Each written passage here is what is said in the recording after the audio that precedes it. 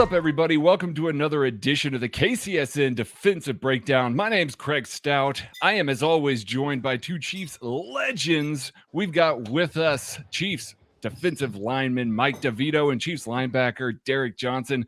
Guys, we're going to get right into it because there are so many things to talk about from this game when the defense is playing this well. My goodness, we just got to get right into it. So we will. Let's go, brother. Yeah, let's do it. Yeah. So here we go. We're going to start with one of the Chiefs' additions from the past four games. Melvin Ingram coming off the left side of the defense here. The Broncos are in 13 personnel, and they motion Tim Patrick over into this condensed bunch. And what you're going to see here is Melvin Ingram just absolutely working the inside of this tackle. We're going to play it back again a little slowly here, but he's made a major presence, not just in the passing game, but in the run game. And when you've got an offensive line that's focusing on Chris Jones and Frank Clark as much as they are, having this third piece has just made a major difference. Would you guys agree with that so far? Oh yeah, I mean he makes a huge difference. I mean, this reminds me, this is one of those things technique wise, you have to have that kind of ability, because really, and correct me if I'm wrong, DJ, but if you're going to be sort of black and white about it, the correct way to play that would be to play the outside shoulder of that tackle. Absolutely. And try to knock him up the field. If you're going to come underneath like that, you better be like Derrick Johnson or Justin Houston, or if I came underneath like that, that ball would have hit outside and gone for 100 yards. But I mean, he's just so quick and so explosive that it doesn't even matter. And he's right back there to get it. But yeah, I mean, he's a great addition on the outside, and it forces them. It's just another guy they have to account for up front. And when you start getting that many guys that you have to account for, it's hard to get things going. You can't double team everybody. Absolutely. Mike, I love this play because on the chalkboard, you put it up there. You say, hey, they like to run this zone play with the flasher coming back. You say, hey, put your, keep your left shoulder free, joist this guy and keep the outside leverage. But you know what? He's on a plane. And when you can be an athlete like Ingram right here, and that guy oversets you, and you have that ability. No, everybody can't do this, by the way. Everybody can't do this. But if you have that ability to go up under there, I mean, that's my kind of – I've done that my whole career. That's how you make a lot of tackles for loss in that position. I love it. And you know what's great too, if you look at Chris Jones, like it looks like he gets pushed out of there. But that's exactly what you want to do if you're that three technique. If I'm playing that three technique and I have good position and I see Ingram come inside, I know, okay, I can flow around the outside now because I can take his spot. And you could see that there's a maturity here where he understands, okay, I don't have to try to fight back in there. I can stay out here because I know Ingram just went inside. Yeah, keep your balance and set the edge if you're that three tech and replace him. Yeah, exactly. Yep, makes perfect sense. All right, moving on to the next play here. We're gonna have ourselves. Fast forwarded all of that. What we're gonna end up here is you're going to see what the Chiefs were kind of able to do here on a 3rd and short, and you can kind of see based on the alignment here. You've got both guys essentially lined up as one techniques. You got Jaron Reed and Chris Jones. You're going to see Frank Clark knife underneath into the B gap as well. They're trying to stack everything underneath a little bit with Willie Gay coming off the edge as a rusher, and you're going to have L'Jarius Sneed coming off the edge as a rusher. They're going to end up overwhelming this offensive line, and Melvin Ingram gets himself a free look here. Ends up being a 0 blitz.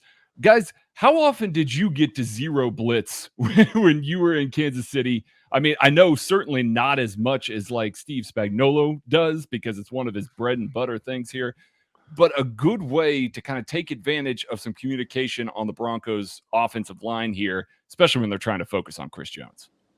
Yeah, absolutely. I'll tell you what, man, if you can bring 6 now, when you zero blitz like this, you leave your DBs out there, and they know as a DB bunch, hey, the quarterback's not going to have that much time, but we have to play inside leverage, and we have to play really good ball, at least for a couple seconds. But I tell you what, man, this is – and sometimes this is what Spag does sometimes. Sometimes he inches everybody up there, and actually they break out. So you don't bring everybody. So this is one of those things where the protection got mixed up with the Broncos. I'm sure they're going to get all negatives on this. This is a bad play for them, but this happens, right? But you got to make sure you don't miss the layup. You know what I mean? They're going to turn a couple people loose, but make sure you're coming, because sometimes when you're in that, and Mike knows this, sometimes when you're in there, you're thinking, oh man, they're going to block me. Probably Snead or somebody on the outside is going to get the sack. But what did coach say? You got to just keep going, because you never know who they're going to turn loose, and that's what happened. Yeah, and I remember Sutton used to run something like this, these zero blitzes, and the technique up front, he would call it train tracks. Yep. And the idea is you pick a point between you and the quarterback that the shortest distance, and you hit that. The worst thing you could do up front is not head straight to the quarterback, because if you bow out just a little bit, you're going to cut off one of these other guys. So you see, everybody's technique is perfect because they're just honing right down on the quarterback. So like, look at 55 here. You would think like, why did you take that inside step? But that's exactly what he's supposed to do, because it frees up this big lane for 50. Absolutely. Same thing with 95 and 38 on the outside. That's what, there's just too many guys. So if everybody stays on the train track, somebody's going to come free. But I've seen this get blown up a million times because one person will think, oh, I'm engaged, I got to try to get out or spin around, and they end up cutting off the free guy. So yes, this is you good got technique. you got to be unselfish when you're going through this, because sometimes a lot of times there's two people going to be on you and somebody gets a free sack. This is an ultimate team game, so this is how you have to play it at times. But I remember this like it was yesterday. I've been on a blitz before when I was a young player, and I'm like, everybody's coming. The lineman's right in front of me. He's about to block me, so I kind of inch up there and he didn't block me. And coach is like, what are you doing? You got to go. And I'm like, well, but I know now. Just go. Yeah. And it's counterintuitive as a lineman, because as a tackle or an inside guy, because as soon as you feel pressure, you want to try to do something, right? Like it's a pass. You want to try to either get on the edge, or in this, you have to just stay on the track. You can't move off the track. You can't come out of it. Yeah, that's right. Yep. Special shout out here to Willie Gay Jr., beating the running back in pass pro, and Tyrann Mathieu really playing physical with Noah Fant across the middle of the field, taking away that hot route. That's what helped make that happen as well. All right, moving on to the next play. We'll get into some of the further drives here. And what we're going to see is just outstanding linebacker play by Anthony Hitchens here, reading the front, able to knife into the backfield. The Chiefs lived in the backfield against the Broncos this past week. Now, Javonte Williams, very elusive, slippery guy, was able to break some tackles, make things look a lot better than it did. But the Chiefs played behind the line of scrimmage a lot. This is a great play by Anthony Hitchens. DJ, what you seeing here, man? Great eyes again. You're talking about a veteran player that's very athletic. And for him to just diagnose this play on the run like this is art, man. I just tell you, he's already anticipating this flash blocker coming back across this split flow action look. But then the running back gives him a counter. I mean, to see this, most guys are just run straight to the left. But after you see this, you got to get downhill. And when you can get downhill and when a hole opens up, you have to get up and in, because it will close in a minute. So you got to go, and that's what Hitchens did right there, man. That's a great play. You put that's gonna be on his highlight film for sure. Yeah. So DJ, what do we call this? Is this like a plunge or a counter or it's not a counter? What is it? A plunge? I'm getting woozy on the verbiage, but yes, Here's I know I'm what you're talking about. We see it all the time. Chargers used to do it a lot. That's exactly right. And look at 55, right? Look at Clark, okay? And this is what the beauty of playing with guys like Derrick Johnson and Tom Bahaley and Justin Houston, guys like that. Because look, sometimes up front we get beat. I mean, it's just, it's going to happen. And if you look at 55 here, this is what they call this alligator block, where they're trying to get him to bite inside, and then as soon as he does, they turn their hips. and force him in there, right? So when he initially diagnoses the play, he sees it correctly. He thinks it's going to be some sort of zone away. So he plays hard pressure inside, and then they turn and they lock him in there. Now, look, that's a problem, right? I mean, that's, that's happened to me a million times. Clark's a better player than I ever am. Like, that's a hard block. Yeah. But when you have guys like this flying through the gaps, like I knew, okay, I got beat, but Derrick's definitely back there. Yeah. You know what I mean? So like, that's the beauty, is it makes up for it can make up for mistakes up front when you have backers who can diagnose things this quick. I mean, look, they're all free. They're all there so fast that even though they knocked Clark off the line and got him, they couldn't even get up to the second level because the guys are pursuing so quickly to the ball. So they weren't even there in time. So DeVito, man, you got me thinking. I'm gonna be up all night thinking of that. I'm gonna hit you later on today. Yeah, you have to text it because I can't remember what it is. We'll just edit the video and we'll flash the verbiage up here. Yeah, that's right. That's right. Yeah. All right. Here's a play that Willie Gay Jr. is going to want back because this was a pick six. This was clearly a pick six, very similarly to the one that he had a couple of games ago. Just once again showing, like DJ always says, good eyes, reading the quarterback as he's dropping out here. He's really turning into such an impact player in coverage. And this is kind of where he's at his best, dropping into this zone, taking away some of those slants, taking away those in-breaking routes. I mean, just a phenomenal job here. Yeah, absolutely. You see where he starts on the line and he actually finished on the line. This is called a flat foot read. And right here, a lot of players, when the ball snap and you know it's a pass, a lot of players go back. But honestly, you should not go back. You should give them a 1 second count. And if that quarterback is about to throw some kind of quick ball, do not be going back. You have to go lateral. You have to go 90 degrees and go pick this ball off. And I've seen this a few times, and this is a heck of a play, man. I mean, I've missed balls just like that, what he's doing right there. But he's going to get his hand on. He's a young player. He'll get his hand on a few more. But this is a great play. Great play. DJ, how fast is that ball coming? Because I know. Oh my goodness. There have been a couple times I've gotten the tip and been like, that's why mentally you have to, in order for him to even get there, he has to be thinking, like, some mental gymnastics has to be going through his head before he even gets there. But man, that ball is coming. Yeah, that thing's cooking. All right, let's fast forward here. Get on to the next play. He's gonna want that one back though. Oh, that was six. That was six. All right, now here we're gonna go, and we're gonna talk about slot play and the play of the Chiefs slot cornerback L'Jarius Sneed a little bit here. Wrong footing, a pulling guard out in space. You guys kind of. When you probably started, the base defense was probably a little more prevalent than it is now. You know, it's very heavy nickel these days. And Spagnuolo asks his slot defenders to do a lot in the run game. L'Jarius Sneed has been phenomenal in the run game. Describe it from a guy, you guys, bigger guys are able to diagnose blocks, take them on better. Some of these guys, when they're small and coming up in run support like that, I mean, how does that feel as a front seven guy to see a guy come up there and really help you guys finish the job as a part of a team game here? I need guys like that. I mean, he's a cornerback, but he's playing straight like a safety. He's playing like Tyrann Matthews right here, Tyrann Matthews. And I tell you what, man, Sneed he's been doing this, like, this is his deal. He's a tough cornerback. He can be up in the box like this. This right here, this is big time. He's ripping underneath. He's wrong arming this puller coming through. But the best thing he does is he dips and rips and gets up under him and gets upfield, and this guy overshoots him.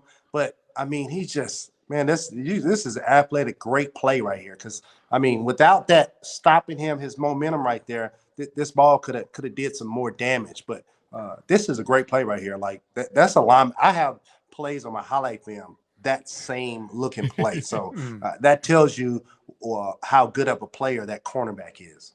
Yeah. Craig, can you pause it at the beginning? Can you pause it at just the formation? Yes, absolutely I can. So this play, 60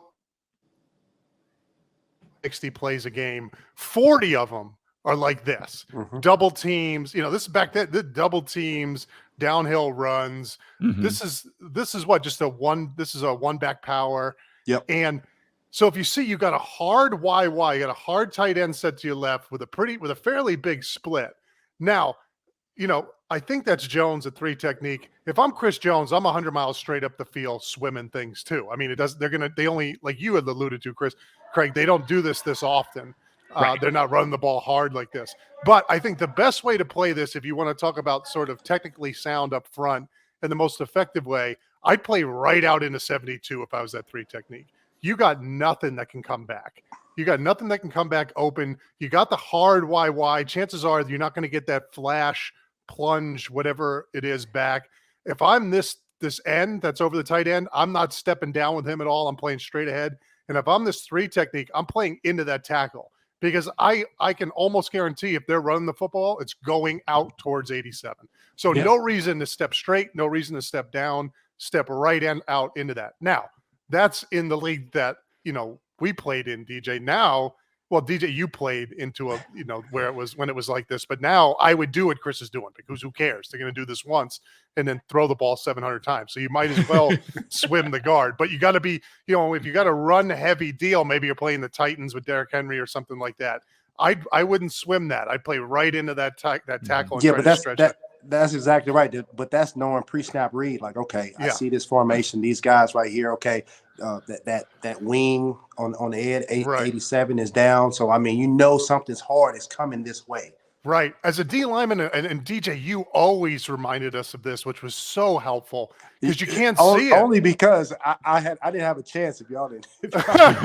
Yeah. No, but you were great. You would let us know if this tight end was, I'm circling it like people can see me, but 87, that's the key here. Yeah. Where he is going to tell you. Now, if he's light, if he's back, now it could go back the other way. Yeah. But Derrick, you would always let us know, hey, he's tight. Yep. And then as soon as I heard you say that, I knew the YY was tight. I am playing right out. I'm not even dealing with 66.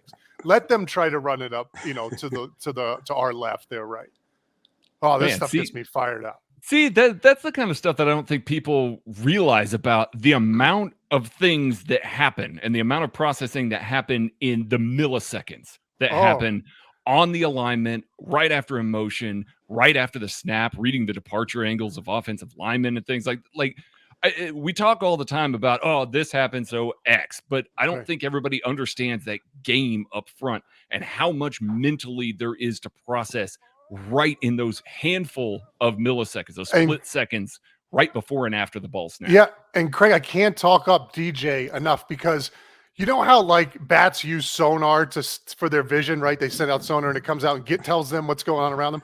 Like DJ would diagnose the play. So as a 3 technique, I could see in my head what was going on because he was saying what was going on. So not only do you have this Hall of Fame linebacker who's running all over the place, but he's laying out what's happening. You know where the receivers are. You know what the splits are. You know what the tight end's doing. And it was just like sonar, everything coming back. And I just as a 3 technique where I couldn't see everything, I had the whole picture in my mind and how helpful that is because you can't. I appreciate it. I appreciate it, man.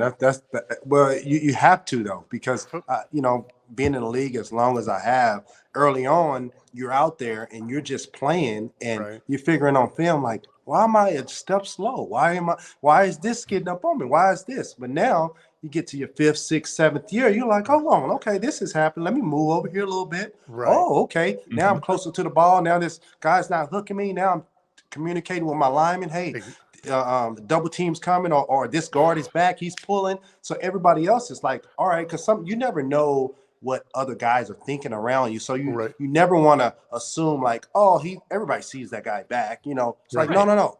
Guard's back. Here it comes, Right. Yeah. Makes perfect sense. And that's incredibly helpful for a guy so you have a guy like Chris who, like, again, if he reads it, great. At the end of the day, he's so talented that he's going to do whatever he wants. Like that was like Dontari Poe, right? Or, guys like, it doesn't really matter if you know what's going on, just go.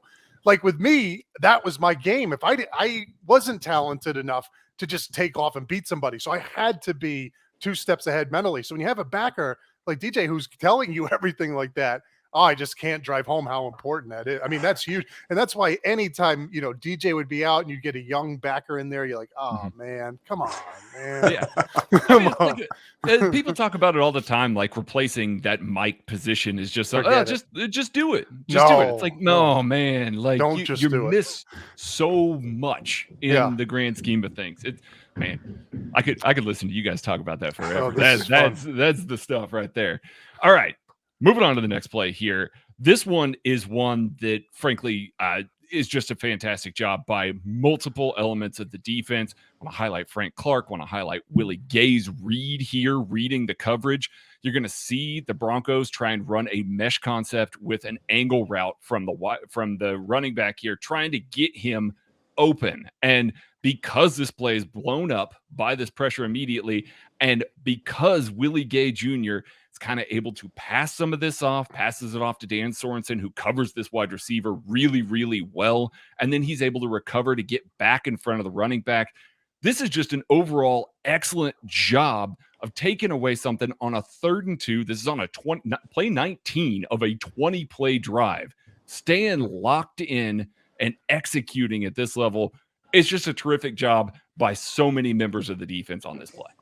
Yeah, absolutely. You talk about the rush, first of all, to get there on the rush. That's sometimes that's your best coverage you have. You can make the quarterback uncomfortable and get him moving out the pocket. And we have guys that can track most any quarterbacks down, other than probably Lamar Jackson. But I mean, I tell you what, man, they have this guy just running with his head cut off. But I tell you what, the hardest routes to cover in zone are the mesh routes. When you have stuff, I mean, it's really hard.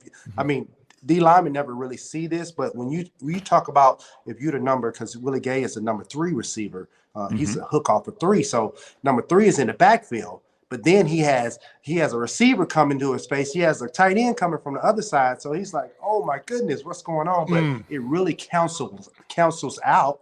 And he has 2 flat players on the side of him. So he knows now double crossers, I'm good. Now I can eventually stay with this running back. And he did a great job right there. That's a one of those repping deals you have to rep. You can't just get out there and coach says, okay, you have hook off 3, you get double cross, let them go to you. It's like, no, because that doesn't happen all the time. And you have to rep this. And he played pretty good right here, but he'll play it even better the next time. Absolutely.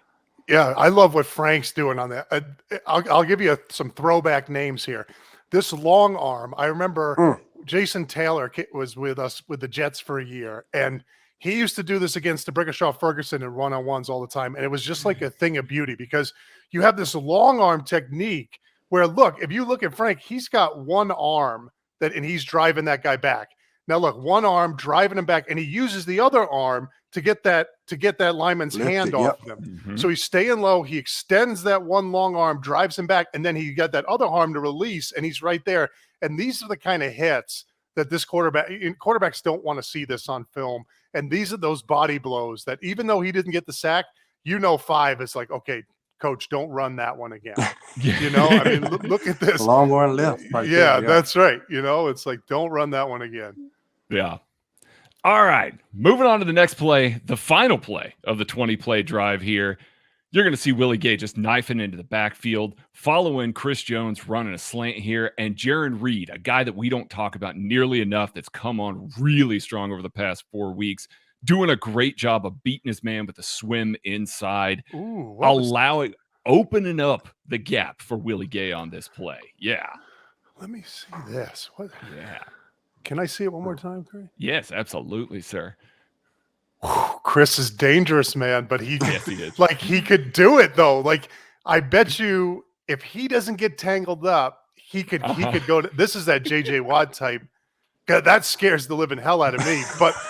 But he could have like I bet you he could. I can't see how far back he is, where the line of scrimmage is and stuff. But I bet you he could have made this play too.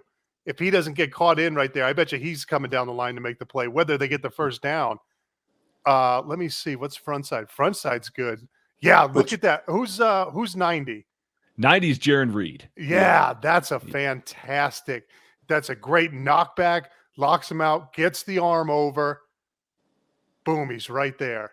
So when you can and set really, oh, go ahead. DJ. And really, even though Chris Jones doesn't go against that double team and he kind of, swims and does his athletic move, it actually opens up the hole even more, and it messes the guard up, because the guard's like, oh my goodness, Chris Jones isn't here, so now he's stumbling, and now you got a fast guy like Willie Gay who can come downhill and hit you in the mouth. This is perfect. This is perfect. Do you think that's designed, DJ, or do you think he just did Gay just read that?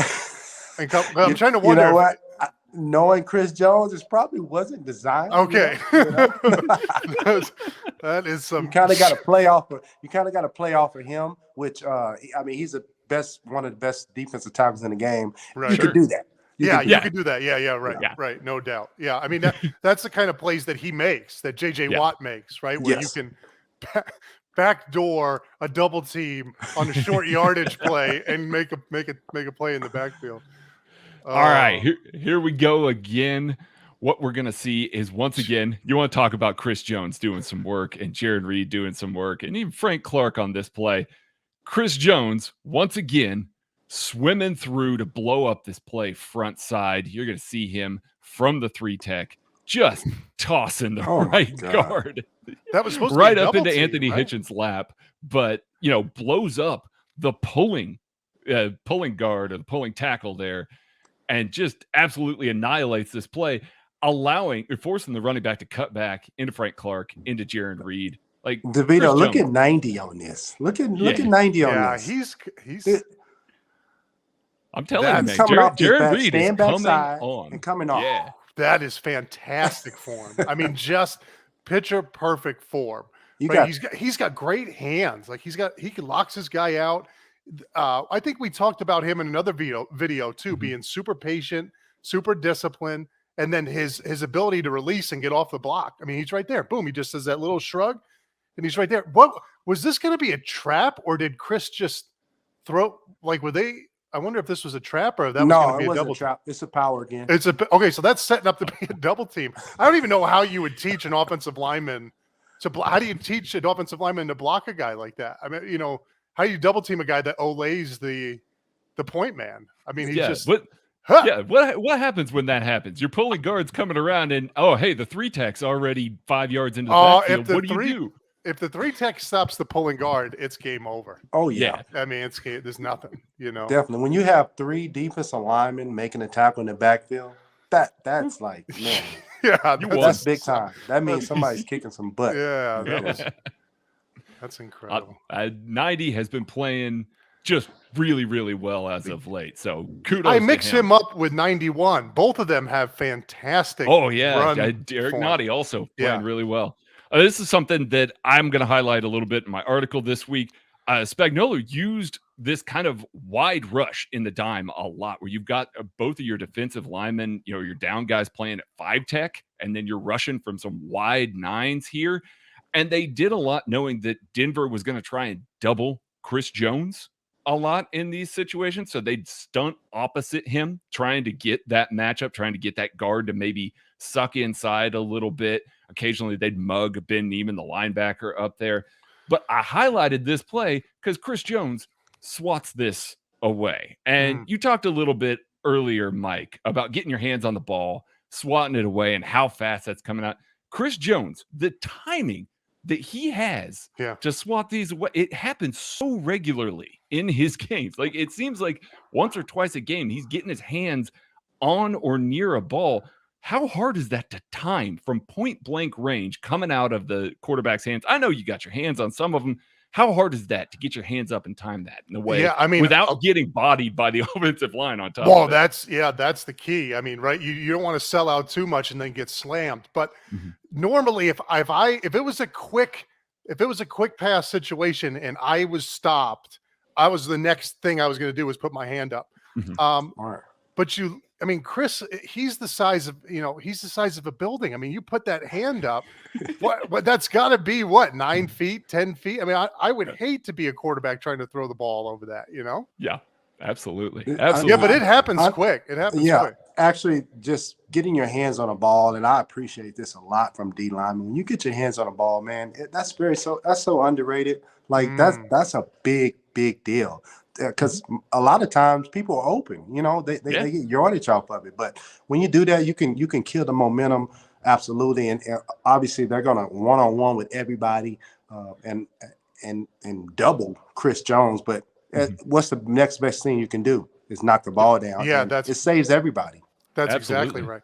And you start knocking the quarterback that ball down, it's going to change the angle of his release, right? He's going to start putting more hand under it, and now that's going to leave, obviously going to allow for a lot of other plays in the back end when he starts, trying to lob it up to get it over the line of scrimmage.